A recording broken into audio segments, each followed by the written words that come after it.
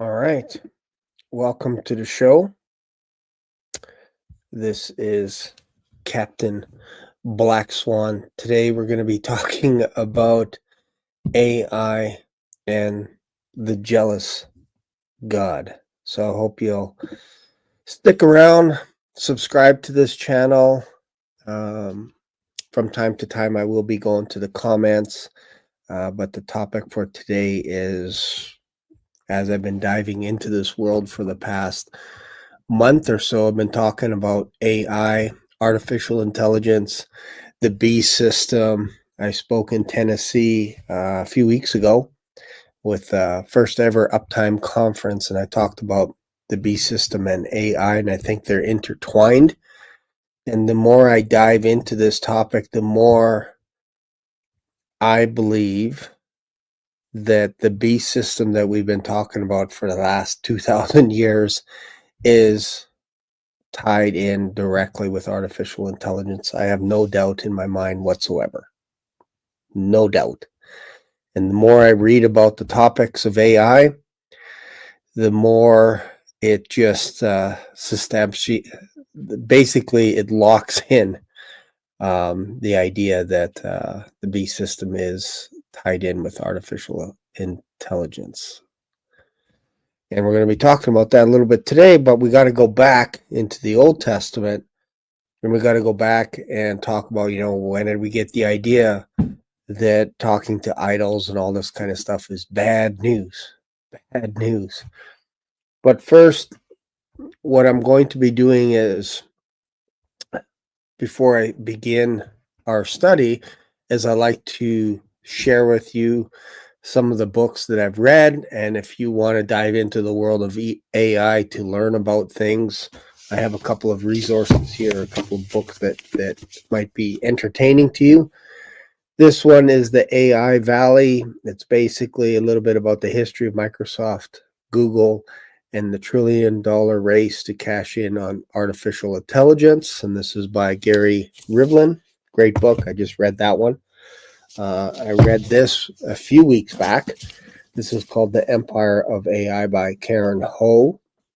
It's a huge read. This one is about 400 pages. It's a great book. I read this book over a weekend. It's amazing what you could do when you're on a flight. It's amazing how much you can read when you're hanging out at an airport reading. That's usually what I do. Is if I have a delay or anything in regards to the flight, I just read. This is another book as well. This is called The Optimist, and it's basically almost like an autobiography of Sam Altman, the history of OpenAI, and the race to invent the future. Notice it's always about a race. It's always about a race, and this is by Keach Hagee. This is a book I'm reading right now. I picked this one up a couple of days ago. I'm almost finished. I'll be finished it today. But this one is called Genesis. This is authored by Henry Kissinger, who used to be basically a confidant, if you will, of President Nixon. Basically every president since then. Also Craig Mundy, Eric Schmidt. These guys are top dogs when it comes to wargaming issues around AI, and they go back. This book goes back to, what did people need in order to explore Antarctica? Well, they needed resources, they needed money, they needed ships, all kinds of stuff. And it was very difficult for them to reach the South Pole. Very difficult. Cost hundreds of lives, all kinds of stuff. And then you get also when people are trying to explore the Pacific and they're reaching the Americas. They're sent from Spain on behalf of queens and kings, and they're using up gold, silver, resources, manpower, all this stuff to explore new worlds. And there's a common denominator that seems to happen whenever there's a new technology or a new invention. It always seems to cost a lot of money, a lot of lives, a lot of energy, and then it kind of smooths out after that, whether good or bad. It seems to smooth out. Like now we have ships, we have no problem sailing to different places. We traverse the planet via airplanes, travel in vehicles, all kinds of stuff. But it never used to be that easy. People used to have to go from one city to another via horse and buggy. And that was like that for thousands of years, until really in the last few hundred years, last 100 years, arguably, with the invention of the combustion engine, that we are able to go farther, faster, all kinds of stuff. They talk about that in this book. And then they do a war game kind of a scenario.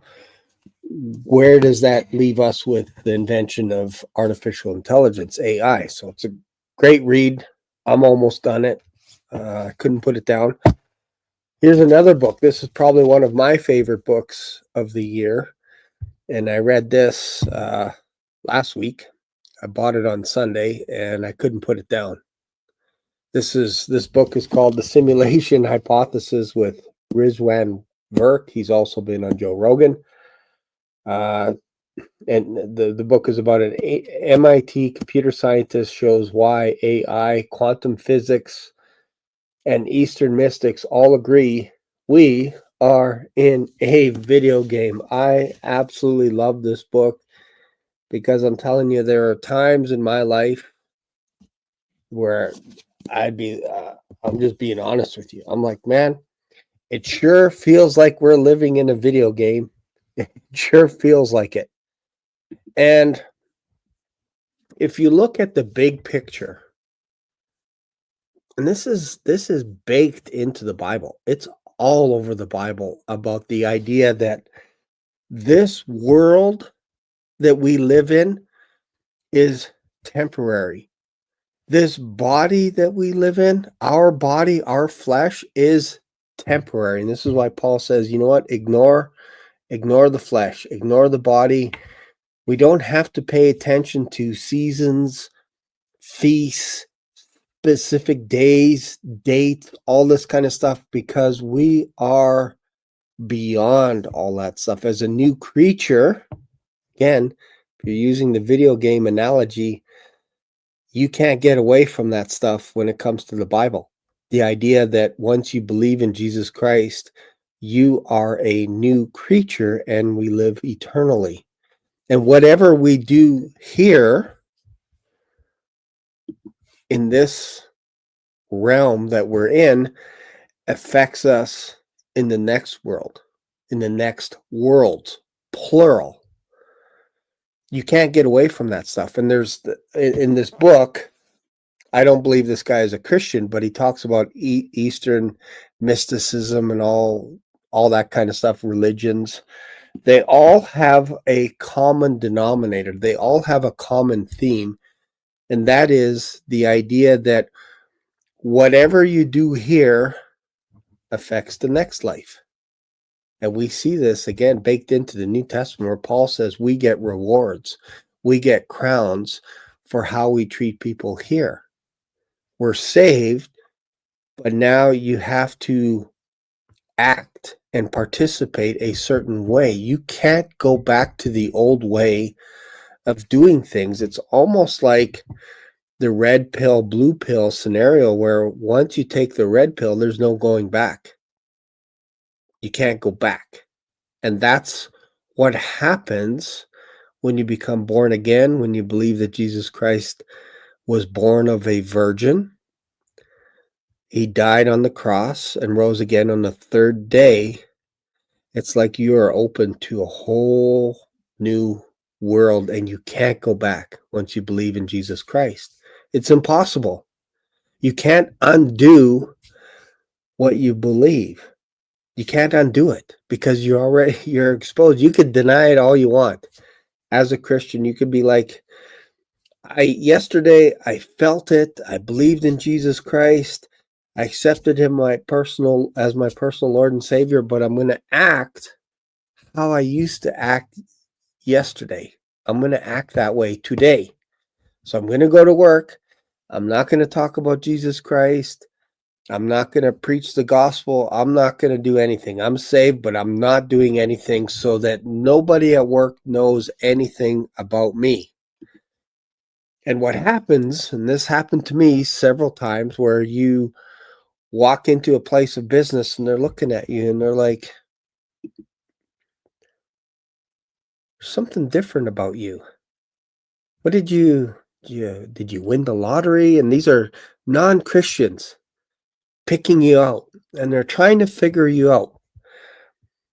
And maybe you go out for dinner with them and you're hanging out and you used to party with them, and they're like, hey, you want to order a beer, or you want to have some shots tonight or something? And you're like, yeah, you know what? I just don't feel like having that. I'm going to have a bubbly or something. And they're like, oh, wait a second here. Are you becoming a priest? Are you a Christian? That just out of nowhere, they will peg you, and you're like, nope, no, nothing. I just don't feel like it. Not realizing that you just entered the world of Christianity, and there's no going back. And the world now recognizes you, although subconsciously, as not part of their own. And Jesus hinted at that. He says, look, if they don't like me, they're not going to like you. If they persecuted me, they're going to persecute you. And there's no going back. This is why we believe in eternal security. Yeah, you could screw things up in this realm, this video game that we're in. You could mess things up. You could mess up your life horribly, but that doesn't mean that you're not saved. It just means you're wrecking this system, this computer, this body that we're in. And Paul is giving you all the tools and resources to not do that. He's basically saying, look, you're no longer under the law of the flesh. You can ignore it now. We're under the law of the Spirit, which is unto Jesus Christ.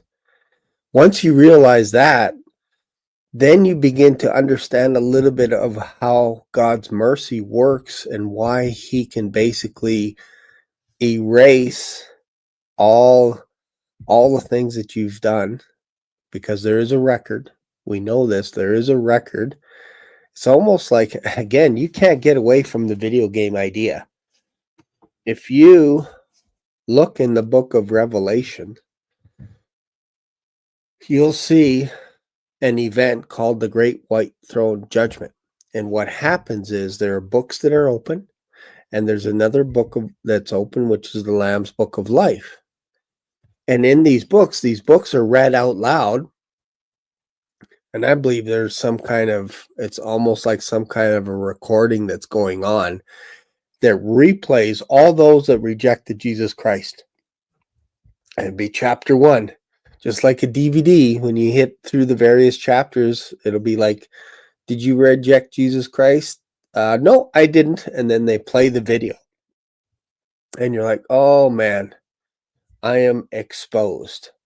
And the difference between those people and Christians is I believe our videos get erased, bulk erased, past, present, and future, because there's now no record of you doing anything wrong, because Jesus Christ intervened and he nailed all of our iniquities to the cross, past, present, and future. So he can only die one time. He's not dying again and again for your sins. So again, this is why Paul's like, look, just ignore your flesh. And the thing that we have to deal with now is, how do we operate with the knowledge that we have today about Jesus Christ? What do we do with all this knowledge? Well, you take care of the poor. You take care of the widows. You take care of those that are down and out. You stand up for those people. You don't go out and attack people. You don't go out and picket and destroy buildings and riot and all kinds of stuff. You don't do that. And this is why I believe, as the body of Christ, that we are not here for Jacob's trouble. Imagine a person coming into your house to rob your place and you saying something like, "How can I help you?" It's like, "Well, I want to steal everything that you have. I want to take, what do you have here?" I'm like, "I don't know. What do you want? Do you want the kitchen table?" "Yes, I want to take that." "Okay, go ahead. I'll help you. Where's your van?" And they're like, "What do you mean you want to help?" "Well, you want it. I can replace the table. So give me all your money." "Okay. What do you want? You want my bank account? You want it cleaned out? Okay, I'll get more money down the road. You'll take it today. You'll probably get caught and you probably end up going to jail. So what do you need from me right now?" "I need food and I need your clothes." "Okay, well let me give you my clothes off my back." What are they going to do when you talk like that? They're going to be like, "This is crazy.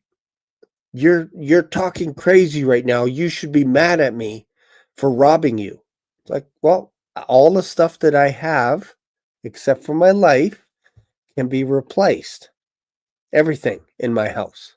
Everything could be replaced." So imagine having Christians during the tribulation where it's like, "Hey, what do you need? Do you need some clothing? Do you need food? Do you need..." It doesn't work for the tribulation because it's going to be every man for themselves.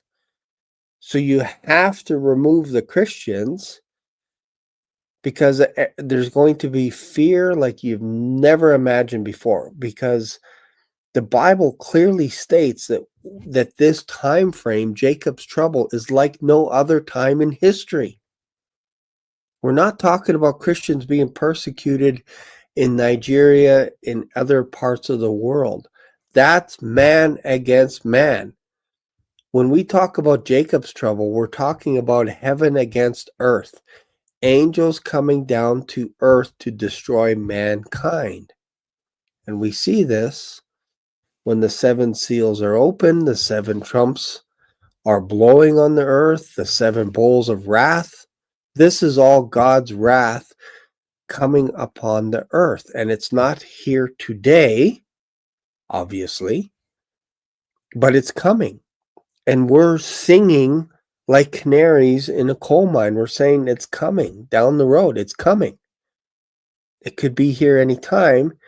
And I believe as ambassadors for Christ, we get removed because this is what happens in war. The ambassadors get removed first. They don't get removed last. That doesn't make any sense. They get removed first. And if you attack an ambassador, it's kind of like you're going to war with the nation or the country. So you got to get rid of the ambassadors. So corporately, I believe as Christians, we get out of here. We escape because we're getting called back home. Because imagine us walking around the earth when the devil's trying to do his thing, and we go up to a demonic spirit or someone that's possessed by the devil or by a demon, and we say, "I command you in the name of Jesus Christ, the Son of God, to come out of that person." And they have to come out. They have to obey us. "I command you in the name of Jesus to leave my family alone." They have to obey us. So we would squash the tribulation like nothing when it comes to the devil. That's why you can't have us here on earth, because we could just bind up and rebuke the devil just like that. "In the name of Jesus, I bind you, Satan. You do not have any authority over this house, over this city, over this town. In Jesus' name." He has to flee. He has to flee. So this is why I believe you got to remove the canaries. You got to remove us, because then peace is taken away from the earth, which is basically the first seal. Like when you think about it, or the first, the rider on the white horse, people go, "That's the Antichrist." It's not the Antichrist. It's a symbol that peace has been taken away from the whole planet. Are we there yet? No. Has that happened? No. So we can't personify each one of the seals and say it's that person, it's that person, it's Donald Trump, it's Joe Biden, it's our Prime Minister Carney. We can't personify it that way, because that's not how the book of Revelation is portrayed. It's symbols, it's clues, it's meanings, all kinds of stuff. So when you see that first rider, that is peace being taken away. When you see another rider, death and hell, death and Hades following close behind, famine, pestilence, all this stuff, these are all symbols of what's going on. You can't say that's a person when 1/3 of mankind gets killed. You can't say that's a person. It's a symbol of what's going on the earth. That's how you have to read the book of Revelation. I get it that people say, oh, that white horse represents the Antichrist. I get why you're saying that. But it's representing something global, as in that's the first seal that takes away peace. But there's people in heaven that are witnessing the seal of this book, the 7 seals that are being opened. There's people there from every tribe, every nation, looking, crying, going, who is worthy to open this book? So you have to have witnesses there, and I believe that's the church. Because there's tons of people there worshiping Jesus Christ. Tons of people. There's people living in heaven during the book of Revelation. We see this. We see there's a category of people that actually dwell in heaven, just like people dwell on earth. When people dwell on earth, they live on earth. When people dwell in heaven, they live in heaven. They live and breathe in heaven. And they're yelling at people on earth when the devil gets cast down to earth and can't go back. He loses the ability to be able to get outside of this realm, earth. He can't go back. Neither can 1/3 of their angels. They could no longer go back and forth through time or whatever it is to get to heaven. They can't do that anymore. So all those in heaven basically cry out and shout to earth saying, woe, woe, woe to the inhabitants of the earth, meaning not the inhabitants of heaven. Woe to you, because now the devil is cast down, that ancient serpent, and he now knows his time is short. Not today. One day in the future, he's going to get kicked out of heaven. I believe he's there accusing Jesus Christ every single day to his face, saying, look at how can you die for those people? Look at those hypocrites down there every day. And then when he gets cast out by Michael, everybody's relieved in heaven because he's no longer accusing the brethren. He's out and he can't go back. He's out and he can't go back. Hopefully this is making sense to you guys. This is how I look at the Bible and I interpret it, and I'm like, man, there is something coming. There is a storm. There is a wave that's coming, and it's all pointed to artificial intelligence. You can't get away from that. But it started all the way back when Moses went up to Mount Sinai and came down with the 10 Commandments. And I'm just going to read it. I'm going to read it, and I'm going to bounce around a little bit, so hopefully you guys can kind of stay with me here a little bit. But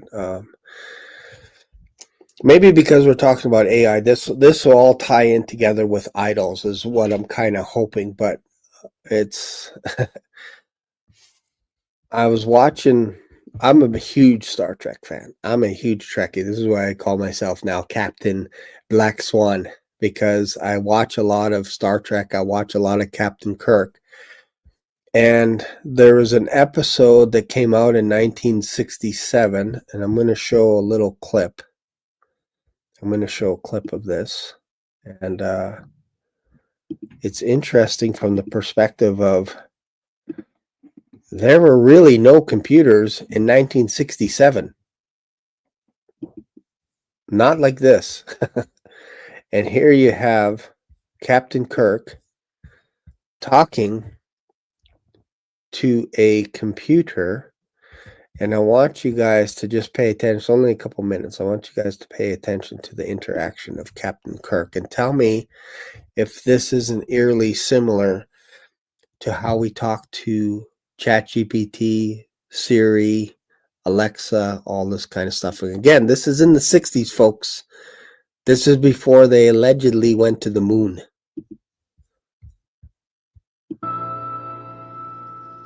Library computer. History files. Subject, former Governor Codus of Tarsus IV, also known as Codus the Executioner. After that, background on actor Anton Caridian.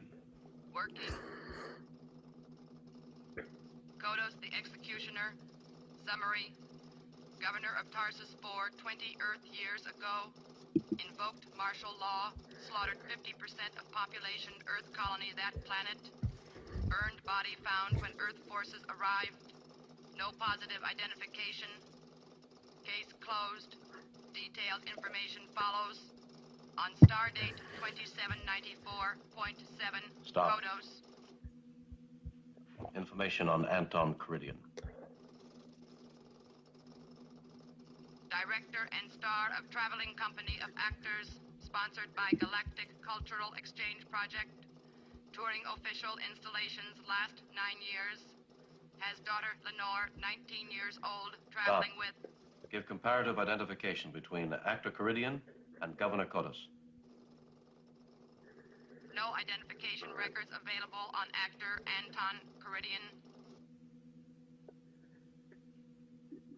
Give information on actor Caridian prior to Codus' death. No information available Anton Caridian prior to 20 years ago.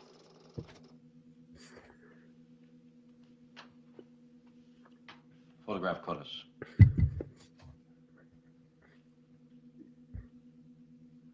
Photograph Caridian.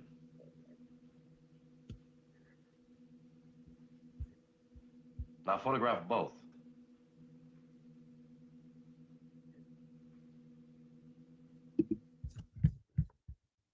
Crazy, right? This is, again, this is in 1967. It's insane.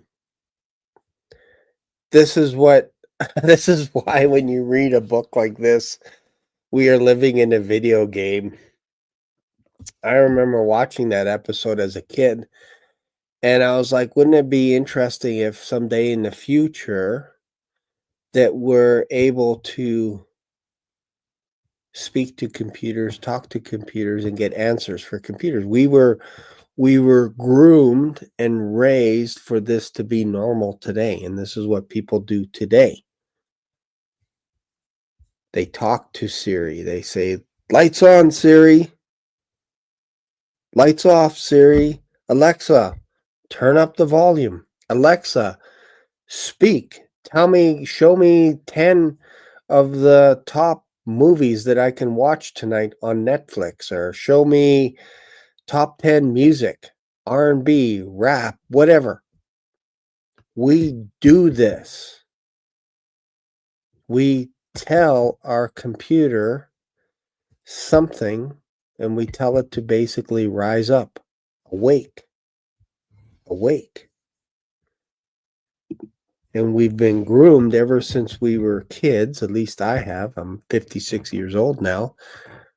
I grew up on Star Trek. I grew up on Star Wars with the hologram image of Princess Leia talking to R2-D2, basically saying, help me, Obi-Wan Kenobi, you're our only hope. That was etched in her mind forever. And how Ben Kenobi was trying to explain the Force, I still didn't really understand the idea behind, if you destroy me, I will become more powerful than you can ever imagine. And it was almost like he was in Luke's head, and Luke's like, get out of my head, old man. Creepy old man, get out of my head. But we have all this stuff that we're being taught, being educated. I would suggest we are being programmed Again, almost like a video game. If you've ever played a video game, you turn off the computer, that world is still on a clock. It's on an eternal clock, an internal, not eternal, internal clock inside the video game, so that when you show up to play that video game the next day, things have aged. Buildings have been built. Whatever it is, it continues on depending on the game that you play, of course. And inside the game, there are NPCs and there are PCs, like player characters, which we are definitely, when you look around, it's like we are in a game, and you look at other people that are basically, they look and act like NPCs. Like, just go to a mall and walk past to someone and ask them something. They're like, it's almost like you interrupted their what they were to do, and it's kind of like that in a video game. I saw a YouTube video.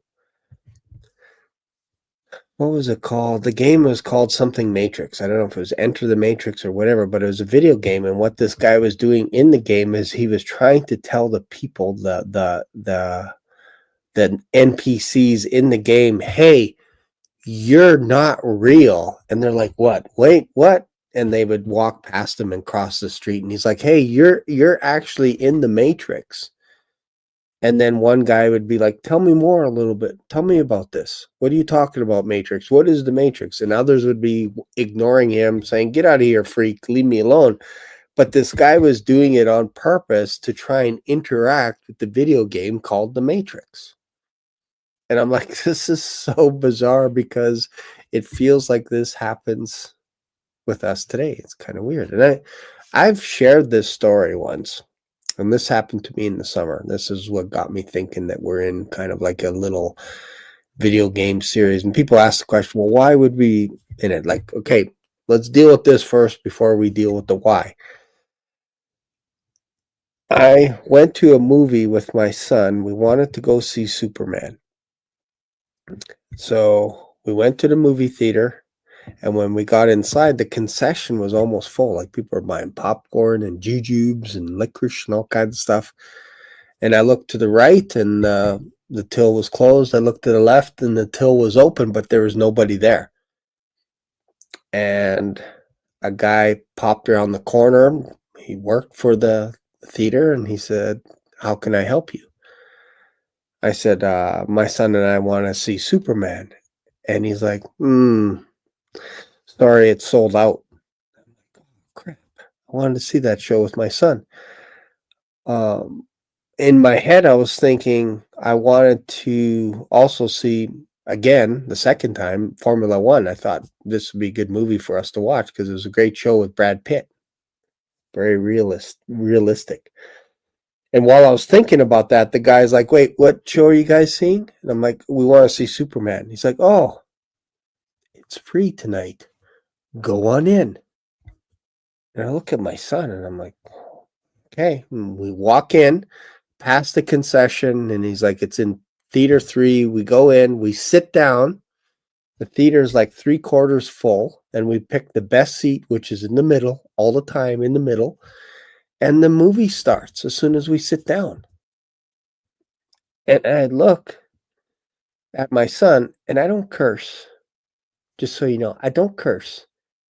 But I did a little curse. I did a little curse to my son. I was like, I elbowed him, and I said, what the F just happened?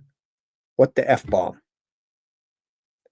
What happened? And he started laughing and giggling, and he's like, I don't know. My son's 31. He's a grown man. And he's like, I don't know what happened. So I cracked. I was like, what did we just experience here? Because the guy told me that they were sold out. And then he switched and said it's free. Go on in. I'm like, what the heck just happened? What the heck happened? Like, it confused me. And I've had little glitches like that I'm like, what is going on around us? I had a weak moment. I had a relapse, if you will, because I was so confused as to what happened. And it's bizarre. It's a bizarre world. So yeah, I wanted to share this with you because I want you to know that I am actually a human being. I'm not an avatar. I'm not a robot. I am a human being. I make mistakes. I cuss once in a blue moon on purpose because I can't find a better word to describe what is going on. I can't. Sometimes, dang it, Martha, doesn't work. I don't do it on here. I don't do it in a public forum. You won't hear me cuss. But there are some words like the S word that I will throw out there. Damn it. Won't take the Lord's name in vain. 0. But there are some times where I'm like, I'll drop a little bomb because I'm like, what is going on here? This is not right. When the Blue Jays, I was like, I didn't say the word, but I was thinking it. I was thinking it, that there's something crazy going on with the Blue Jays.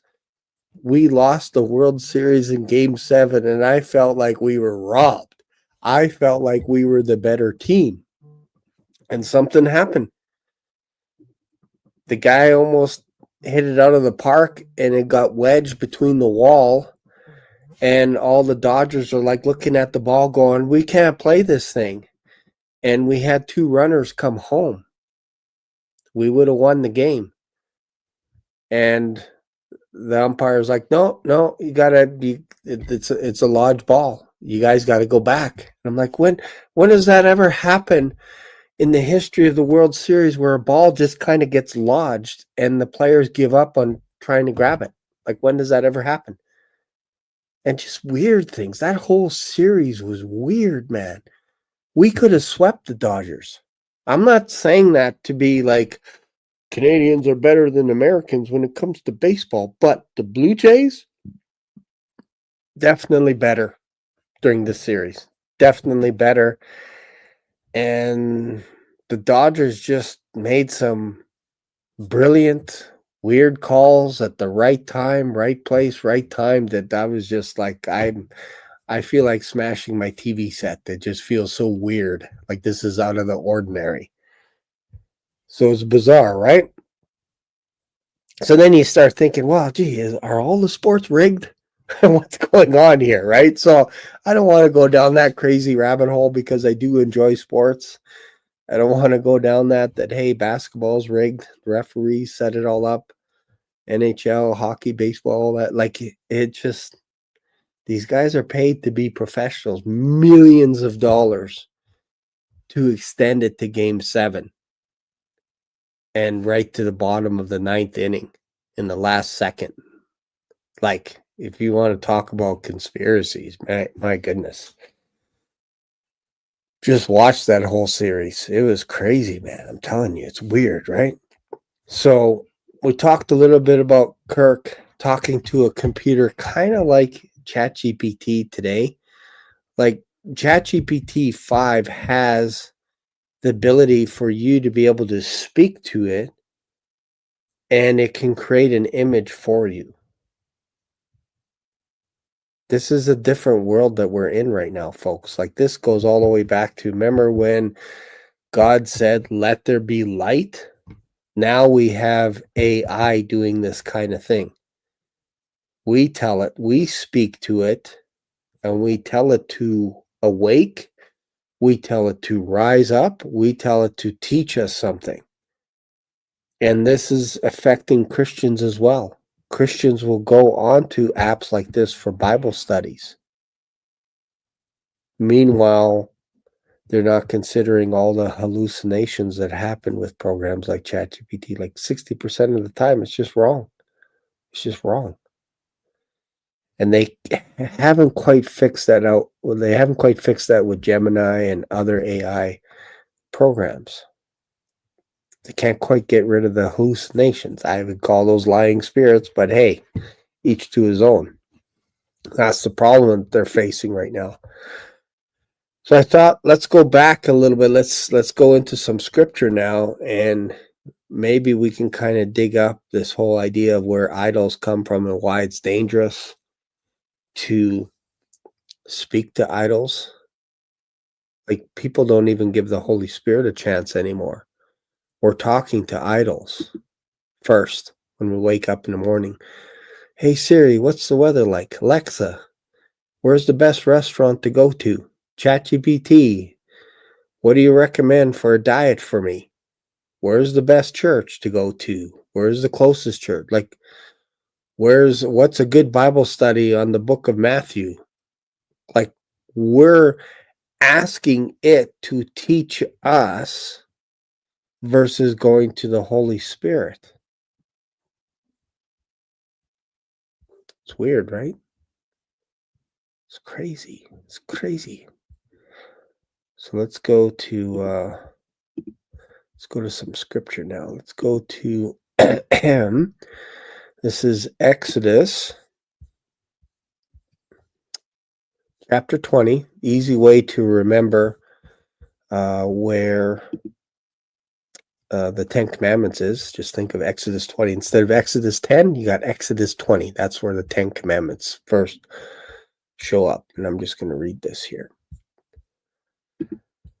Exodus 20, and God spake all these words, saying, I am the Lord thy God, which have brought thee out of the land of Egypt, out of the house of bondage.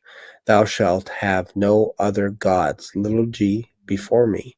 Thou shalt not make unto thee any graven image, or any likeness of anything that is in heaven above, or that is in the earth beneath, or that is in the water underneath. So the earth beneath the heaven, or that is in the water under the earth. That's what God is talking about. And this is God speaking to Moses.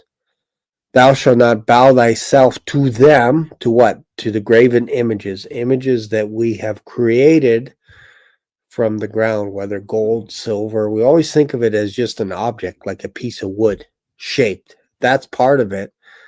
But now we have objects that can speak back to us, but they don't have any throat. They don't have an Adam's apple.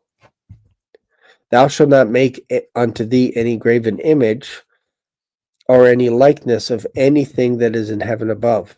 Read that. Thou shalt not bow thyself to them. So there's a hint that in the future there will be a beast, an image of the beast that will demand you to bow to it in order to be able to buy or sell anything. We're talking about a digital system that will be implemented and in place. If you don't bow to it, if you don't submit yourself to that system, you can't buy or sell. And you will be killed, executed, most likely on the spot. For I, the Lord God, am a jealous God, visiting the iniquity of the fathers upon the children unto the third and fourth generation of them that hate me. So people think, oh, see, right there's God is punishing people for what their fathers do. That's not what this is saying. Get back to that. Because then if you're using that excuse, if you're saying, well, see, I can't help it because my dad or my grandfather did something, therefore, how can God judge me? It's my dad's fault. It's like, well, it's because of this verse, verse 6, and showing mercy unto thousands of them that love me and keep my commandments. Boy, that sounds a lot like Jesus Christ, doesn't it? Keep my commandments. Didn't he say that? Keep my commandments. If you love me, feed my sheep. It's interesting, right?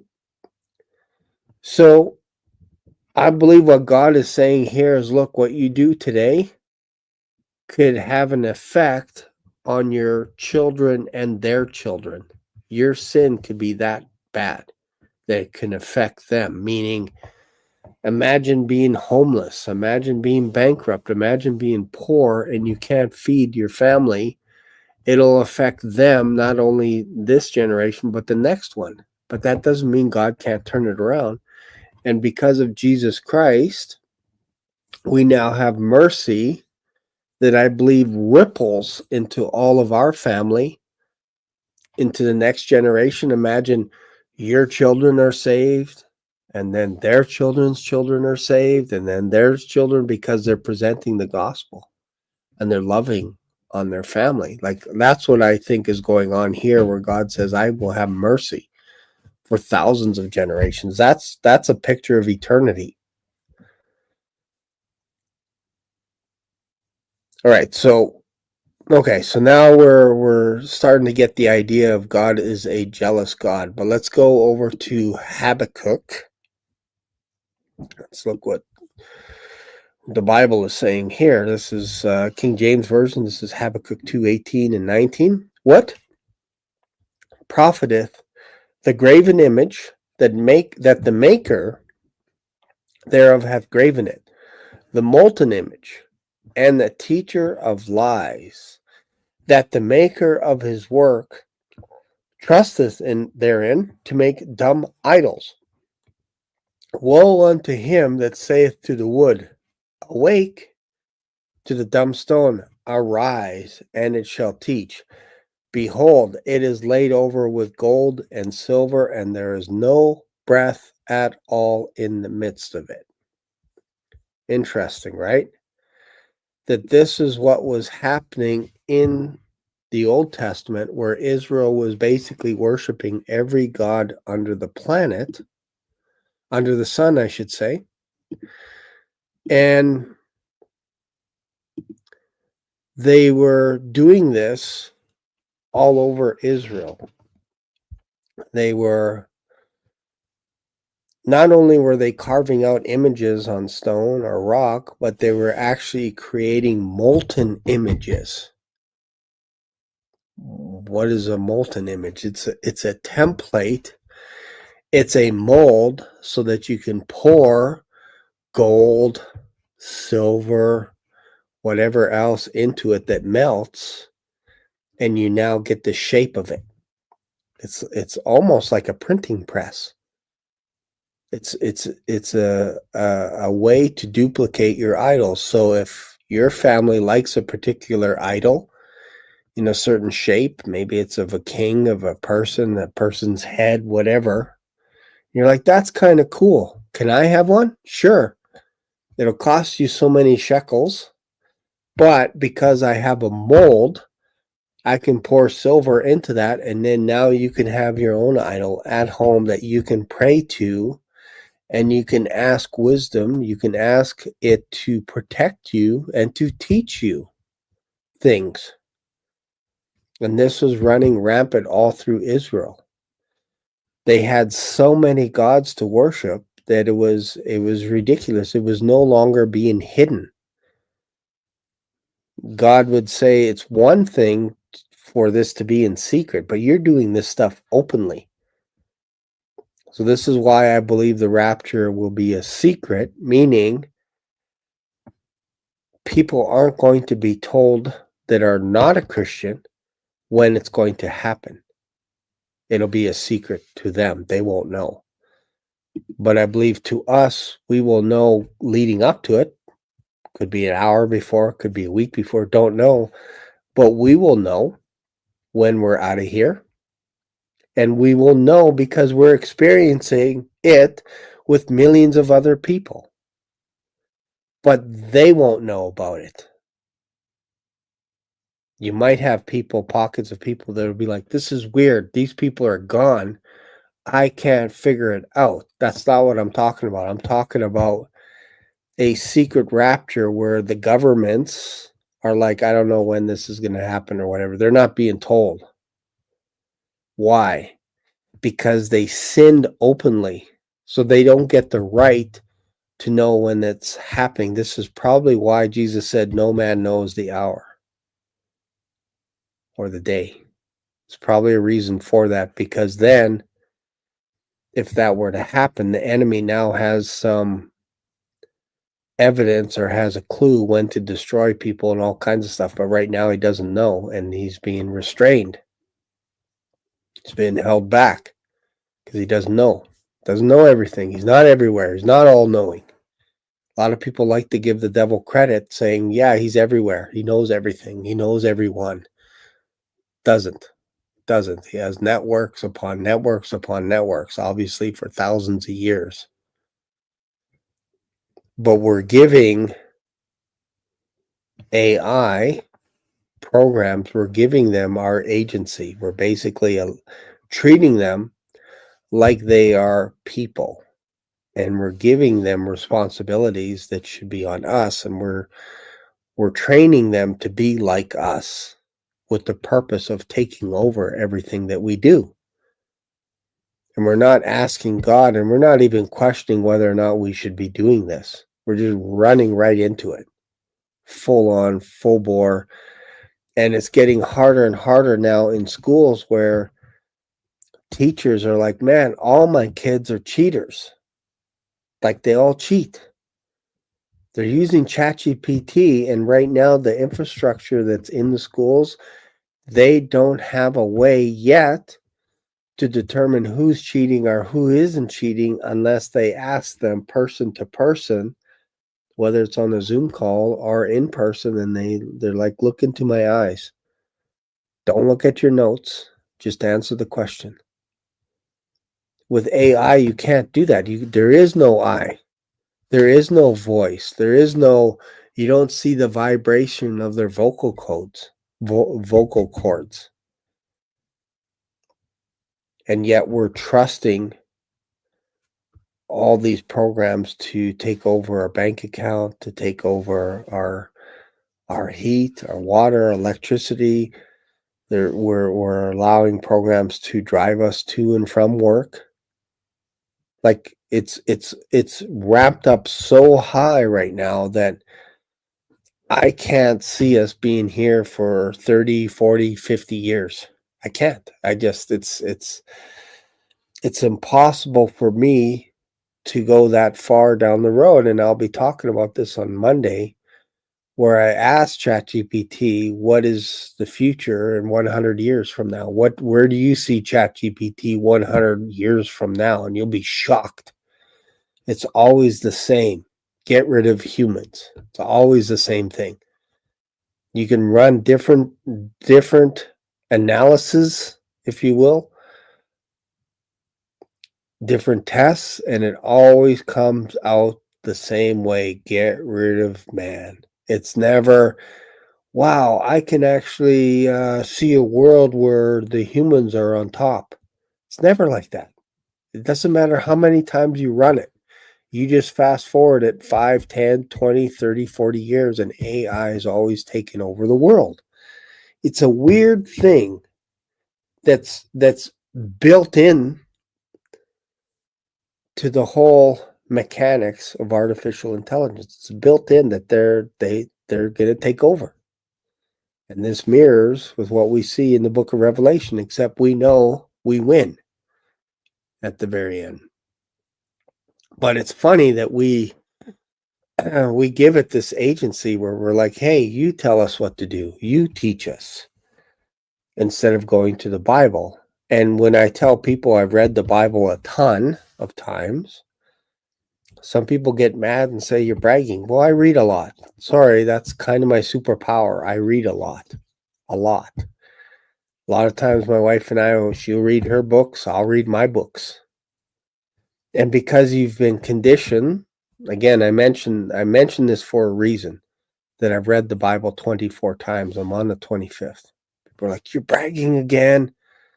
No, I needed that in order to build up a habit of being able to sit still at my table where I can read for hours at a time.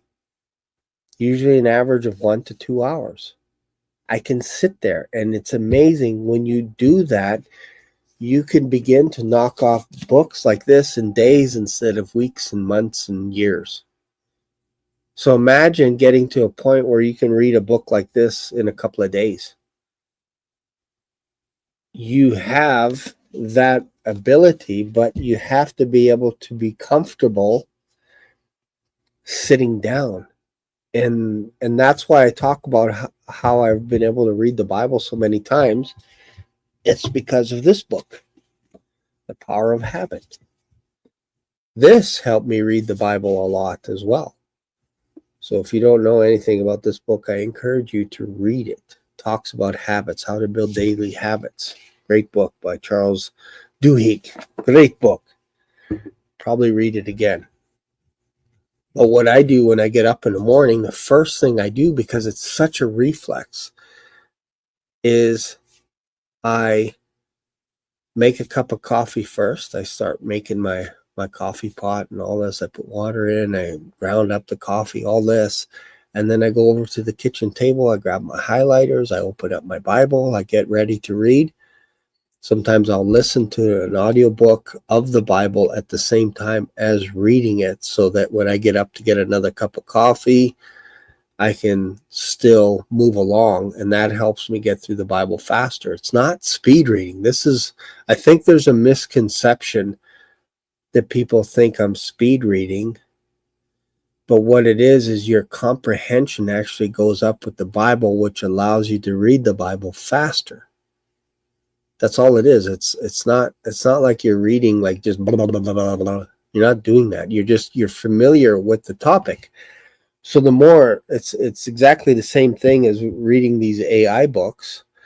The more I read about AI, the faster I get through the books, because as soon as they start talking about Sam Altman, I'm like, I've read this before. So it's familiar. It's not like you're going through thick molasses trying to understand the history of AI, when it first started, how Microsoft plays into this, how why Google's behind all this kind of stuff. Like at the beginning, it was all like heavy sludging going through all this stuff, but now it's like, okay, I've heard this before. So on the second time of listening, it's even better. It's just like watching a Star Trek movie, or like Star Trek 2. Every time I watch that show, I can almost tell you what's going to happen in every scene. And I'm like, oh, this is the part where Khan quotes something about the coldness of space, saying, what is it? It is very cold in space. And all his little speeches. And then you get Kirk going, Khan, Khan, Khan. Anyways, I embarrassed myself. I watch a lot of Star Trek. I would consider myself a little bit more of a Trekkie than I would a Star Wars nerd. Just a little bit. But I do like Empire Strikes Back. I do. Where am I going with all this? Oh, the more you get into a topic, the easier it is. I could read the book of Romans in like 20, 30 minutes now, because I've read it like 50 times. And it's familiar with me. Same thing with the book of Revelation. It used to take me hours to read the book of Revelation. Now I can knock it off in about 45 minutes, because it's familiar territory.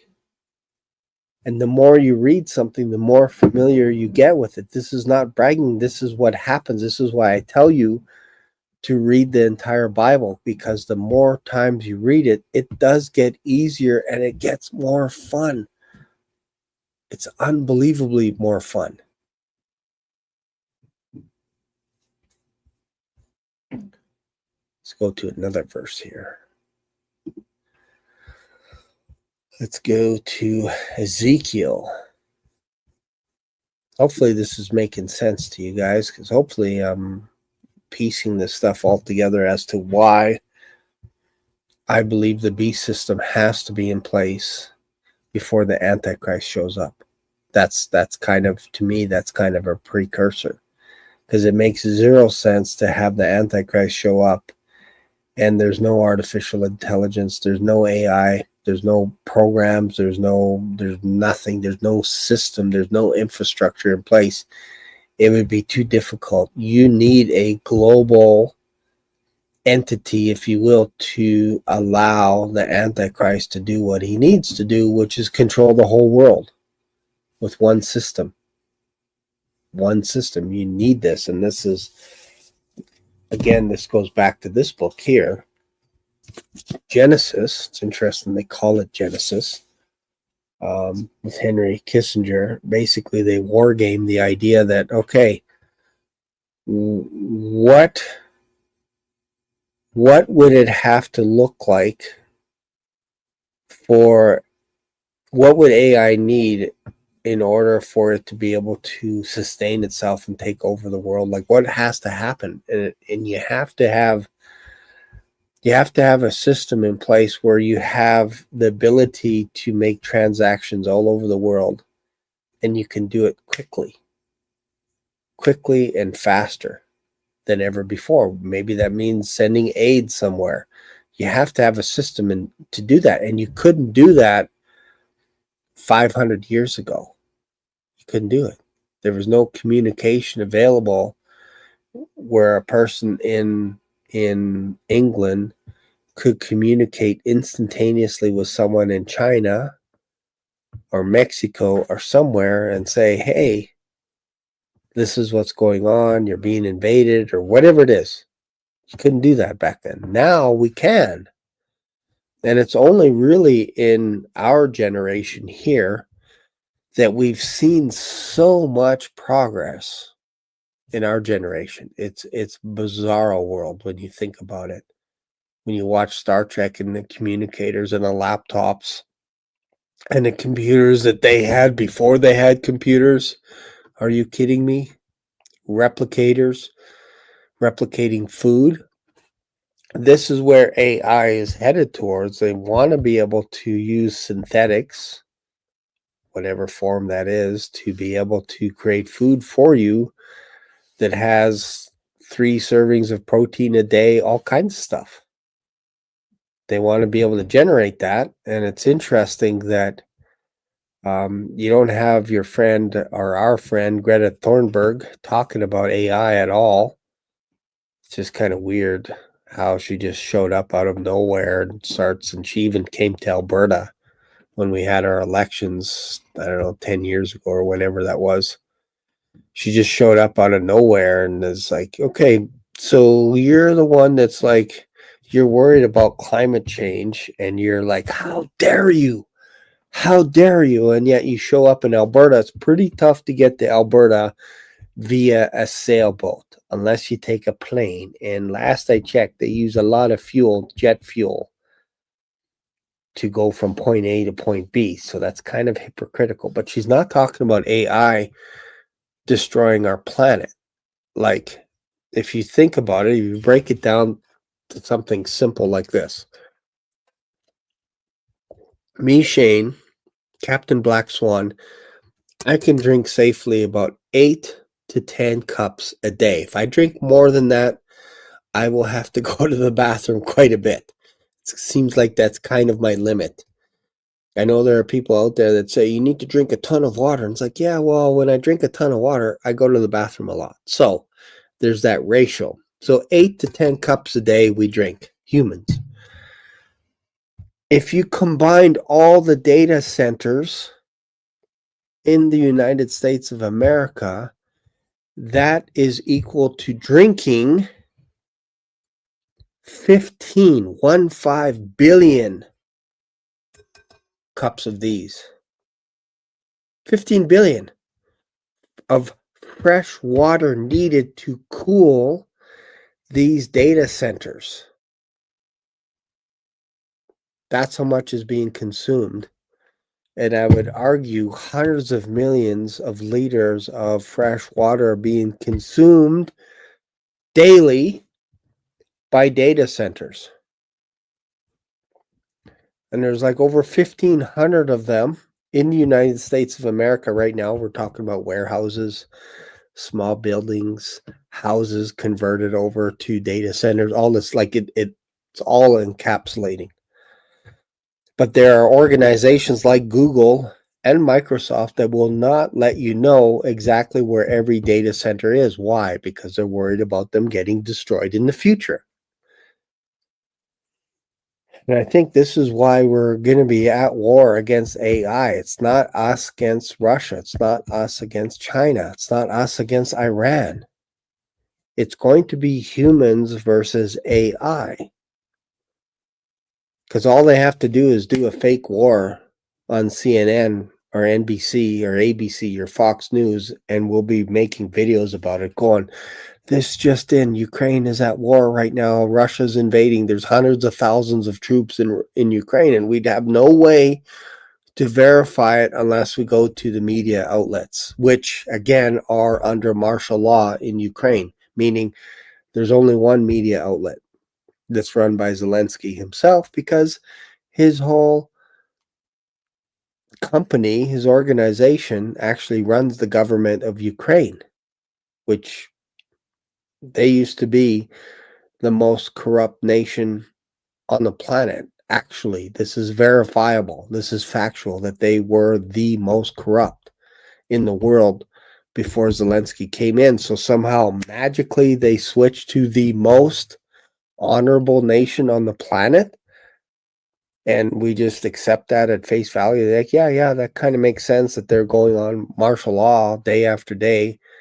And they're ranked almost number one, arguably number two, number one for AI, for drone technology in the world, going toe-to-toe with Israel, toe-to-toe with America, with their drones, their drone technology, all that stuff. That, like, they are using digital printers right now that can print planes, small drones. They can print them. That's why Zelensky met with Donald Trump. He was asking Donald Trump for blueprints, patents, if you will, so that they could print out jet fighter planes and all kinds of stuff. But Trump was like, no, you don't ask us for stuff. You give us mineral rights first, then we can talk. And Zelensky's like, well, how are you going to protect us? And Trump's like, this meeting is done. You don't get dinner. You don't get $200 for pass and go home. And Zelensky was all confused. And that's when J.D. Vance slapped him around a little bit. You don't even wear a tie. You wear a t-shirt and all this stuff. So there's more going on behind the scenes. And I think a lot of it has to do with artificial intelligence, including digital printers and all this stuff. Like they're working on ways to use steel in ways that you can only dream about, to basically digitally print stuff. They don't need to go, like I'm talking about Ukraine, doesn't need to go to China for stuff now. They can build their own drones their way, and it's second to none. Russia's way behind on that technology. So why do I say all this stuff? Because we're consuming resources at an alarming scale, and there's no Greta Thunberg to say, hey, how dare you use AI? How dare you? There's nobody talking about it. Instead, we have companies that are running headlong into the pool of AI, not realizing there's sharks at the other end of the pool. And instead they're saying, well, nobody's ever been killed by a shark in a pool. And then people are swimming with the sharks and the piranhas in the pool. And then one person gets consumed, and all of a sudden the sharks and the piranhas get a taste for it, and everybody dies in the pool. And then you add more swimmers, and they all die, and more swimmers. And you're like, this is kind of weird. Every time we put a swimmer in a swimming pool, in this pool, they die. So now we got to accumulate all that data that says that if you swim in this pool, everyone dies. And that's why I read the book, If Anyone Builds It, by Eliezer Yudkowsky.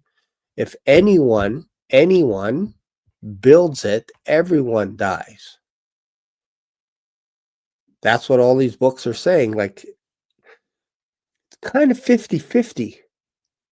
Yeah, on one hand, humanity's better because we can learn to live forever. We can cure cancer. We can make all these medicinal leaps.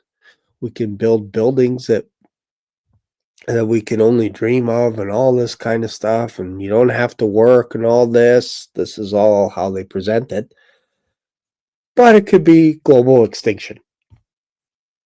And they just, every single time in every single book, every single article or video interview of any of these tech giants, they always say the same thing. it could be good, but it could be really bad, as in we're done. And nobody pauses at that statement at all, that it's 100% annihilation. They don't even pause. They just go, yeah, that kind of seems normal.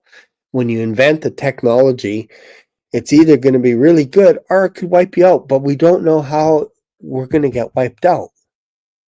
But one day in the future, AI will kind of work in our best interest. It'll help us out one day in the future. I just trust it to work out. Like it just seems to me to make the most sense that AI will work in our best interest all the time. Maybe not today, but in the future. 1,000 years from now, AI will figure it out and it will understand how to work with humans. And it'll do magnificent things. And yeah, so what if it creates kind of like a world religion or a world currency that you have to kind of do everything according to what it says? I get it, but look, you don't have to work. Like, it's every time. They're not even saying this is a 0% chance that AI is going to take over. They're saying things like it's already here, or there's a huge percent. Elon Musk has been on the record saying it's like, he talks about that we live in a simulation, and he says it's probably like 1% chance or something, or maybe higher. I forget what it was, that we live in a simulation. That's a whole nother video. I'll probably do a review on the simulation, the simulation hypothesis, because again, this is a great book. The idea that it's coming and that we're using resources like you can't even imagine. Like, we don't even blink at the idea of hundreds of millions of liters of fresh water being used to consume or to cool down these data centers. We don't even blink at this stuff. And yet I will get a notice in our city, hey, maybe don't water your lawn between these hours of the day because it's not safe for a water supply when we're by a river. Like, and yet nobody blinks at these data centers that you can drive for miles, and they have to be run off of coal generated plants. Nobody talks about that stuff, as in they have emergency generators, so in case there's a glitch or a power outage for these data centers, because you have to have them running 24 hours a day, 7 days a week, you need hundreds, if not thousands, of diesel generators to be a backup. So when the data centers go down, the diesel generators kick up. And you don't think that they have any pollution? You don't think there's anything going on with that? You're just like, oh yeah, no, these data centers are 100% green because all these tech giants invest in green credits. So they're basically off the grid, zero. They don't contribute to any of the carbon emissions, zero. It's like, really? You believe that? You believe that these coal plants that we use to help out with electricity, you don't think they're being used at all for any of these data centers? No. You don't think these data centers are actually using up land, fresh water? That doesn't bother you? That doesn't make you go, maybe we should pause everything. Maybe we should pause it for like 6 months. That doesn't even register. And you're okay to tell me that we're experiencing a water shortage when we're by a river, and yet you can have a data center that's consuming hundreds of millions of liters and you don't get a sniff of that water because it's gone. You're okay with that? Yep. Makes sense to me, because we need AI to help us prevent climate change. Okay, but the data centers are actually helping with climate change. You don't see that, but that's what's actually happening, and it's only getting worse. there's only going to be more data centers because it's storing all of our information into these data centers. Every time you send a text, that is being stored somewhere. They say it's the cloud, but it's not being stored in the cloud. It's being stored in these data centers.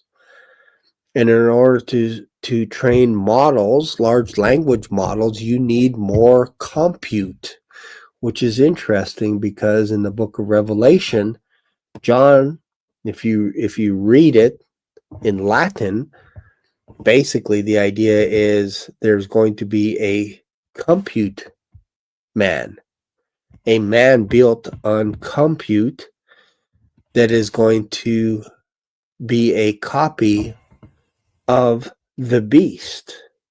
Compute, that's Latin for computer. Computer man. The image of the beast is a computer man that looks exactly like the beast that has one of his heads wounded and comes back miraculously to life. And the false prophet creates a computer man to look exactly like the image of the beast. And if you don't worship this image, you won't be able to buy or sell. That's John seeing in the future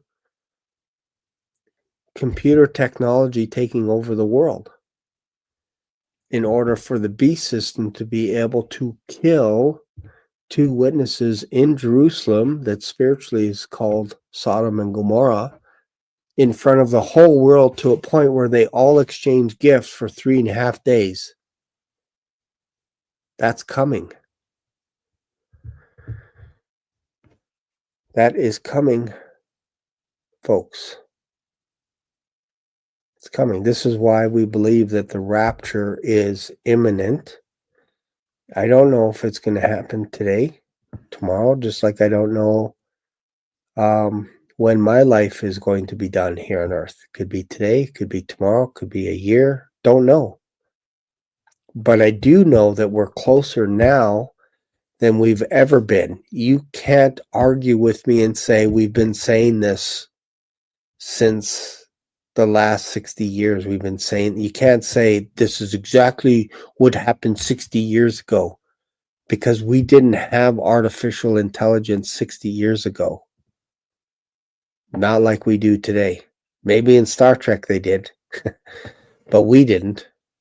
Even though they talked about tablets and tricorders and communicators and phasers and all this stuff that was way beyond our time. It's crazy. And they use laptops like we use laptops today. They speak to computers like we speak to computers today. It's almost like Star Trek was trying to tell us something. Just sure feels like that. You watch a bunch of episodes and there's one episode on, I forget what it was called, the supercomputer or something. I forget what it was called. But in the episode, Kirk goes toe to toe with the computer, and the computer is actually taking out Federation spaceships, shooting them, killing people on the ship, shooting these Federation ships. And Kirk is like, do you see what you're doing? You're actually overriding one of the laws, which basically says that you can't hurt people. And then it realized what it was doing. It was actually violating one of its own laws that was created by man into the computer, and it deleted itself. I don't think that's going to happen in the future, but it's interesting that after the Millennium Kingdom, perhaps during, but for sure after, you don't see the devil using AI to surround the nation of Israel. You don't see an image, if you will. You don't see any of that stuff. It just looks like the devil is influencing nations without the tools that he had today. And this is why I think Armageddon is coming. You got to burn up all the tech, burn up all the machines, all this kind of stuff. Why do you think Israel spends months, like 7 months, cleaning up equipment? Kind of looks like it's all contaminated stuff. Like it's got fire and energy that lasts years, and Israel's using this stuff to basically feed itself with the energy that's coming from these weapons because they're being destroyed. And then there are people that are being hired, I believe they're Gentiles, that are being hired to clean up the mess. And there are passengers, which is an interesting way of putting it, but it's in Ezekiel, where passengers show up to Israel, to Jerusalem, to pay tribute to the king, and they see dead bodies scattered throughout the fields, and every time they see one, they put a flag by the person to let the buriers know that we came across basically a contaminated body, and the buriers are hired to clean up the mess. This is all in Ezekiel. Ezekiel's seeing stuff in the future, which to me lines up a lot with the book of Revelation, and the book of Revelation to me is lining up with what's going on in the book of Daniel. And Daniel's seeing all this stuff that's happening to Israel, and he's trembling. He's messing his pants. He corrupted himself. That's what that means. When he saw what was going on, he messed himself. There's a different state that happens to a person that you get so terrified that you either mess your pants or you pee yourself. Your body goes into convulsions where you're like, I have to do this. And that's what happened to Daniel. That's how terrified he was of Jacob's trouble.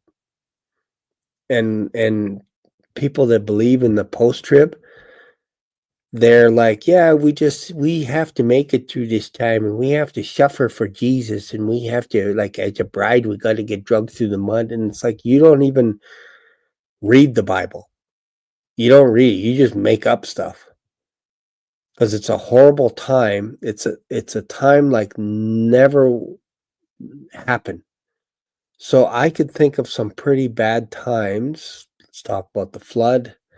Let's talk about the Nazis in World War II. Let's talk about Stalin, Lenin, all the leaders of China, the North Korean leader, Kun, what's his name? I forget his name. But basically, these guys are nothing compared to the Antichrist, and they're nothing to what happens to the world in the future. It's a bad time, and Jesus says there's not going to be a time like it again.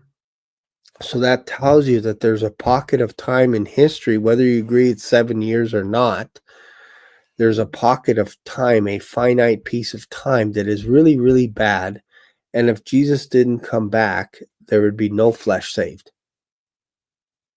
So we're approaching that time, but I believe we have to be ejected out of here for that to take over. Right now, there's something, which I believe is the Holy Spirit, that is restraining the devil from doing whatever it is that he wants to do until we're out of here, and then he's got to line everything up the way that he wants. And he gives his authority over to the beast. And there's 10 kings that give their authority over to the beast for 1 hour.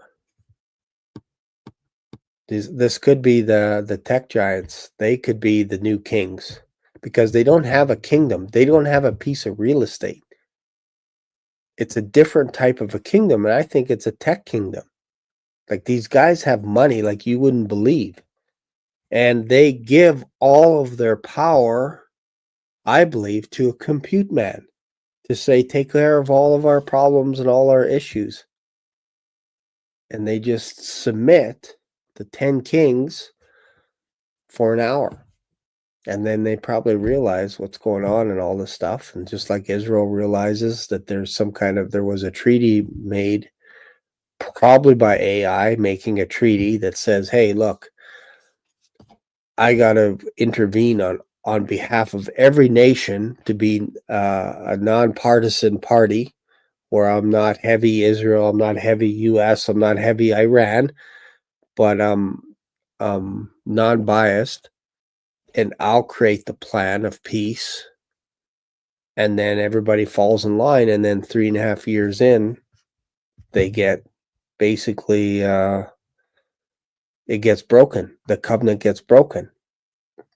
And now I know people will say, no, Shane, it has to be someone from, it has to be Assyrian, the Antichrist or whatever. What I'm talking about, the Antichrist being, is a person that relies or is part of, or maybe he's made of 50-50, half human, half AI, half generated. He's a compute man. He's a computer man.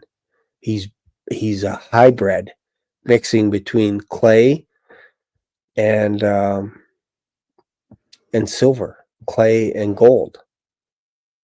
That tells me there's some kind of a hybrid. I used to think, oh, it's kind of half angel, half man or whatever, but I think it's half machine, half man. And we've been hinted at that in Hollywood for years. And I think think of a cyborg. It's going to be someone like that is just as much machine as they are person. But when I say machine, I'm talking about techno. I'm talking about the ability to be able to have access to the computer. Could be Neuralink, don't know. They're working on this stuff right now, folks. They're working on it to the point where there's going to be a smart man, and people around the world are going to be pleased that this guy has the answer to everything, including peace. And I think it's going to be through AI that peace comes about. And it's a flaw. It's not actual peace, but it's tempered peace. It's peace for the purpose of breaking it down the road in order to have all control. And we see this today, that nations will say peace, peace, peace, until they have everything in their power, and then they break it. They break the peace. See this in games, board games, video games. Just play Risk for a few times and you'll know that you make peace deals left, right, and center until you get your armies built up to a point where you can take them over. And this is also in the art of war. So if you have an AI technology that can master the art of war, it's going to make peace with the humans. It's going to come up with a solution on behalf of the humans. It says, are you okay, Iran, with this? Are you okay, Egypt, with this? Are you okay, Israel, with this? Are you okay, United States of America, with this? Yes, okay, sign here, here, and here, digitally, facial recognition or whatever, and you now have peace all over the world, and everybody gets excited, and then about 3.5 years, it's broken. So again, you can argue with me and say, no, Shane, it has to be someone from Turkey. It has to be a man, 100% man. That's fine. But I'm just sharing with you what it looks like in the book of Revelation, that this is a person that has some kind of interface with AI that makes him look smarter, and that fools even the elect, fools people into thinking that there's fire coming down from heaven. Tricking people, deceiving people, wars, rumors of wars, all for its advantage, which obviously is influenced by Satan himself, that ancient serpent. So that's why it's so hard to pinpoint today who the Antichrist is. We're like, oh, it could be this person. Oh, it could be that person. Meanwhile, in the book of Daniel, it says it's basically there's a mixing.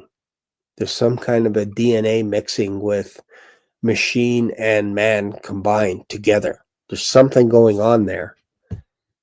And I think that's what John is trying to describe in the book of Revelation. This is why it looks so weird to us. It's hard to figure out. We're like, what? Dragons, candlesticks, a woman giving birth, 2 witnesses that are being destroyed in Jerusalem and Babylon and all this, because I think if you look at it from a digital perspective, a digital world, a game type scenario, it kind of makes sense that there's a lot of programs that are at work Otherwise, you're like, yeah, it's actually physical men beaming fire from their mouth, beaming fire. And Jesus actually has a sword out of his mouth whenever he's talking to people. And he's saying something to them like, oh, sorry, man, I cut you. Sorry about that. But we say things like that. We go, yeah. These two witnesses, they're actually breathing out fire. And Jesus actually has a sword that comes out, and whenever he's talking, he's cutting people. It's a two-edged sword, don't you know? And these candlesticks are actually that the church is actually in the candlestick. And the bowls are bowls, and the trumpets are trumpets. Instead of looking at the book of Revelation through almost like a video game or a simulation theory, if you will, that it looks like, wow, this dragon actually represents the devil himself. It's got 7 heads, perhaps seven rulers that follow the devil himself, 10 kings that don't have a kingdom. Well, if you think that's just 10 ordinary people, you're going to be forever guessing. But if you put in those 10 slots, tech giants, corporations, because a corporation is actually treated as an entity. It's almost treated like a person. You can open up a bank account. You can do all this kind of stuff. You can't be sued, whatever it is. Or the person that created the corporation can't be touched because the corporation is its own entity, is what I mean. So now you have these 10 kingdoms. Again, I say they're tech giants. Seems like that just seems to be the most logical reason to have kings that have no kingdom, because then they're not kings if they don't have a kingdom. But if they're known as kings, what are kings known for? They're known for being rich and to be able to make moves politically without having land. Bill Gates doesn't own America, but he is richer than pretty much any American. So is Elon Musk. So is Peter Thiel. So is Jeff Bezos. So is Sam Altman. All these guys are tech giants. They are above the board when it comes to just all the stuff that they're doing behind the scenes. Like we don't even know what they're up to. And they're almost like they're on a different playing field than us. They don't pay taxes, all this kind of stuff. It's just weird, right? Anyways, tomorrow should be interesting. I'm pretty sure the Bob is going to come on and we're going to talk about like one of his latest Raptor updates. I don't want to speak too early, but I think because usually Bob comes on the show on Sunday, so hopefully that works out for tomorrow for him. But we wanted to treat it as kind of a teaser about what he's got coming down the pipes with the new Rapture type revelation. I think that'll be fun. I think it'll be fun tomorrow. So join us tomorrow at 3:30 p.m. Should be good. And yeah, it's possible that the AI could be the Antichrist. And like I said, I think the Antichrist is going to be half machine, half man. That seems to make the most logic. And then the image of the beast to me is just a duplicate. It's just a clone, completely an artificial, intelligent being that looks exactly like the Antichrist. Because it's an image of, it's not the same thing as the Antichrist itself, but it looks like it to people because it's now 100% into the computer system, if that makes sense. And the false prophet is basically telling people that you have to worship the image of the beast and basically the devil in order to buy or sell anything. So you have to get to a position where they're telling you that you have to submit 100% on your own, like volunteering, basically willing It sounds weird volunteering, but you're basically, a lot of people will run to this, which is shocking, but they will. They will gravitate towards this because if you say things like you get universal basic income, you'll never have to worry about money the rest of your life. They will run to the beast system like there's no tomorrow. No problem whatsoever. So there's three parties. There's the beast, there's the beast, which is the Antichrist, and there's the false prophet, and there's the image of the beast. So basically three entities, and I believe the devil enters into that Antichrist, or at least he gives him all the power, all of his authority that he wanted to give to Jesus if Jesus bowed to him when he was in the flesh on earth. It says, if you bow to me, I will give you all these kingdoms, everything. And Jesus basically said, thou shalt worship only one God. And the devil fled. So this is why I believe that we can't be here, because the devil won't be able to do what he wants to do because we're here. So again, how do we know there's three things at work? It's basically, we see in the Bible that the beast gets tossed into the lake of fire after Armageddon because they lose, and so does the false prophet. So those are two. So the image of the beast is the computer system, if you will, that looks like, that's kind of weird and creepy to have balloons show up in my video. I shouldn't do that. I think this is the sign for balloons to show up. Yeah, it's kind of always reminds me of clowns. What was I saying? Oh yeah, so you have the beast that gets tossed, gets punted into the lake of fire. No judgment there. So that's interesting in itself, because that tells me it's probably more computer than man. No soul or something going on there.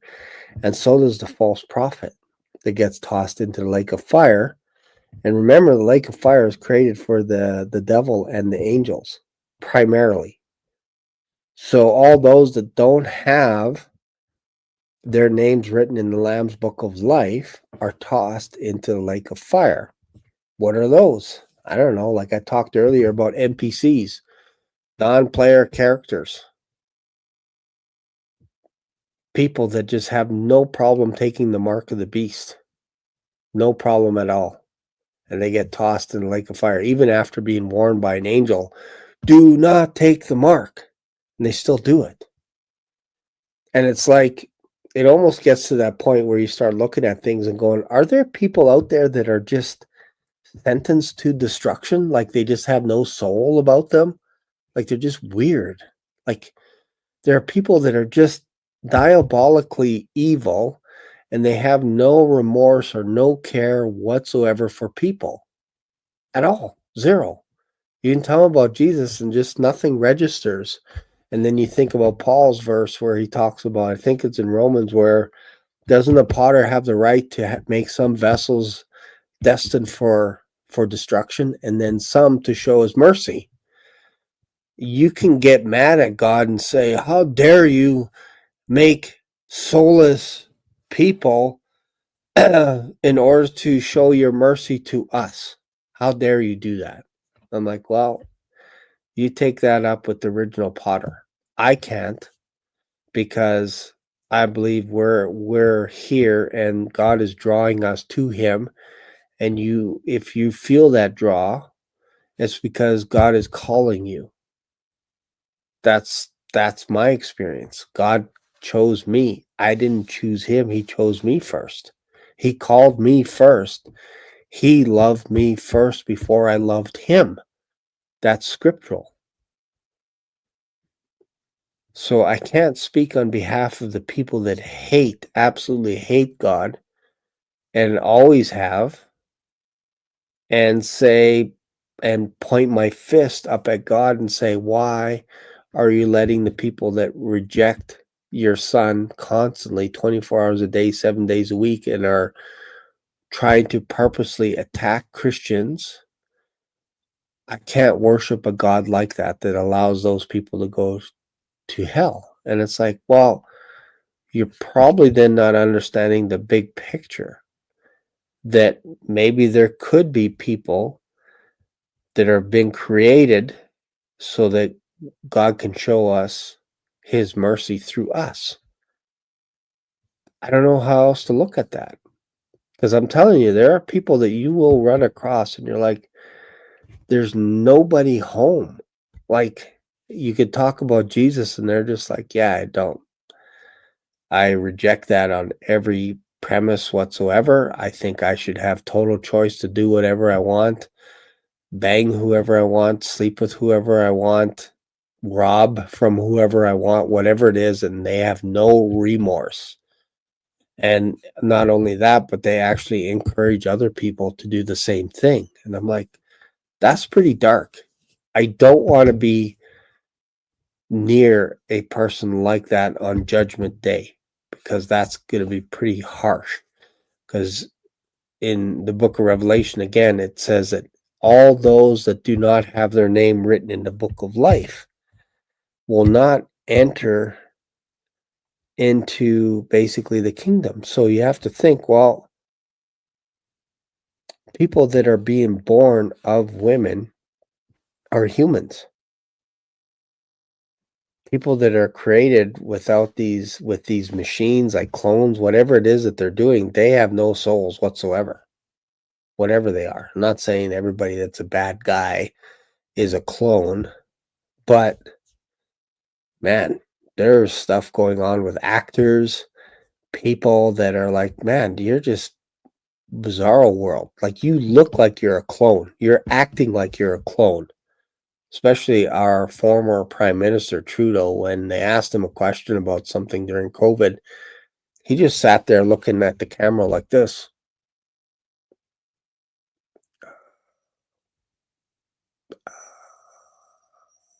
I'm like, are you having like a computer malfunction? Like, he was doing it in front of the press for like 2 minutes. When they asked him something about Trump, he's just like,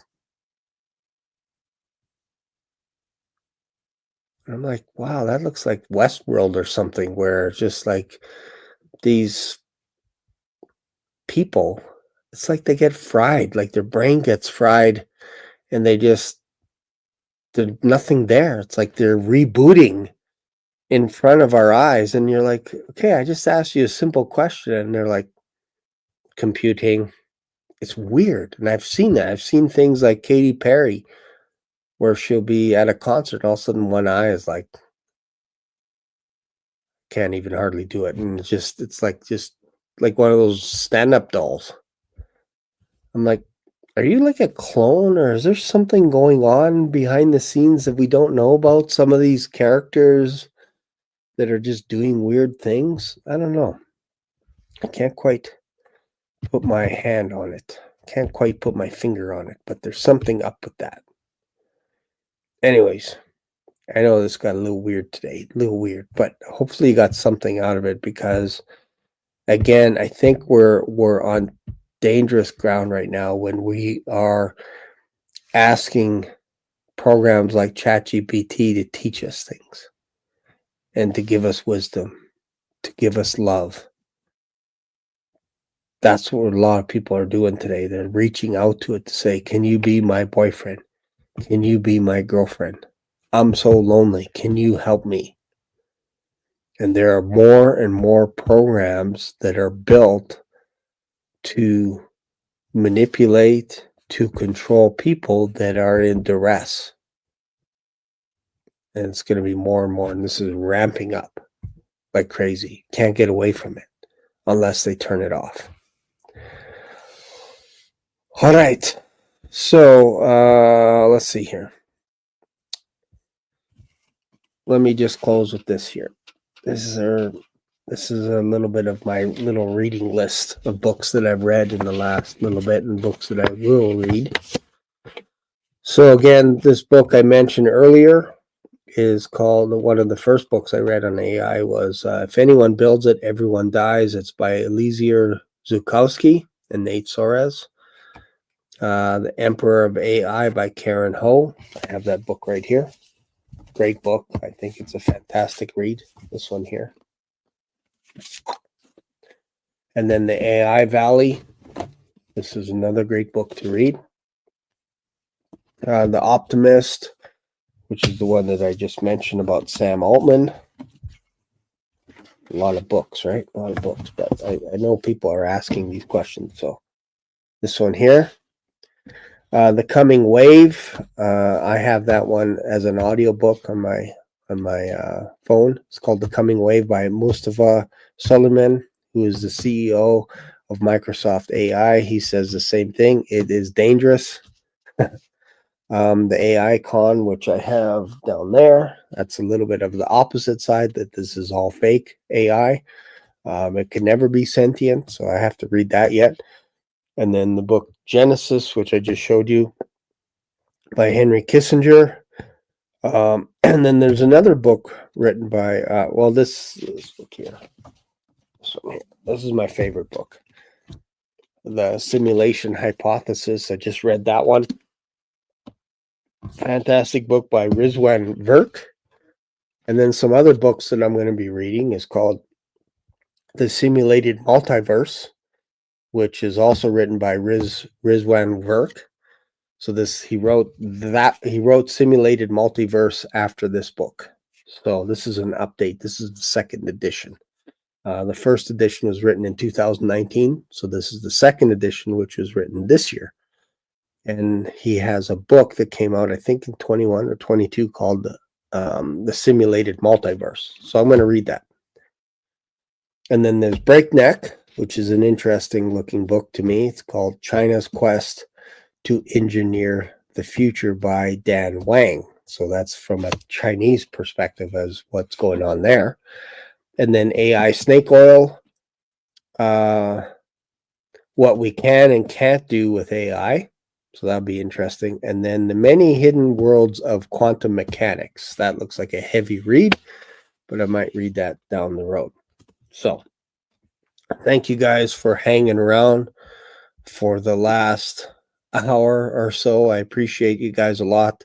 Make sure and subscribe to this channel. Tune in tomorrow as we continue to talk about topics like the rapture. And of course, I'll be talking about AI, ChatGPT in the following weeks as we get closer to our departure. So thanks for watching. See you guys. Bye for now. Black Swan Revelations here on YouTube brought you today's mind-bending journey. Dive into the discussion, your comments, questions, prayer requests, and powerful testimonies of Jesus' love are what fuel this community. Did today's episode hit home? Smash that like button. New here? Subscribe and ring the notification bell so you never miss a live stream or a video upload. Thanks for being part of today's adventure. Catch you in the next video, or maybe even in the clouds. Stay curious, stay blessed.